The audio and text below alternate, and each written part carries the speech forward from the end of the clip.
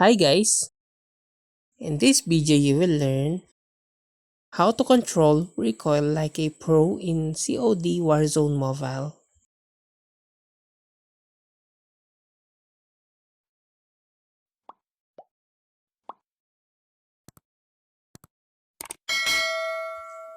Well, to do that, invest time and effort into honing your skills. Regular practice will improve your muscle memory and reflexes. Experiment with sensitivity settings and aim assist option to find what works best for you. Different weapons have varying recoil patterns. Experiment with different loadouts to find the ones that suits your playstyle. Attachment like foregrips, compensators, and muzzle brakes can significantly reduce recoil. Prioritize this when customizing your loadout.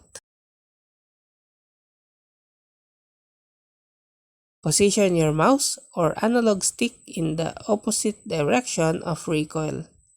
With practice, this will become a natural reflex. Focus on small, controlled movements rather than wild swings. Instead of holding down the trigger, fire in short bursts. This helps manage recoil and maintain accuracy. Practice burst firing to control recoil during intense firefights. Each weapons have a unique recoil pattern. Spend time understanding how your favorite gun behaves. Adjust your control inputs based on the specific weapon you're using. And the last is maintain a stable stance while shooting. Crouching or going prone can improve accuracy and reduce recoil. Avoid shooting while sprinting or moving erratically.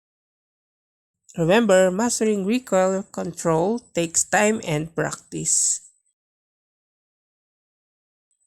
And that's how to control recoil like a pro in COD Warzone Mobile.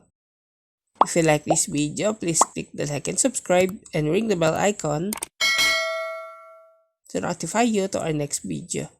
Thank you for watching.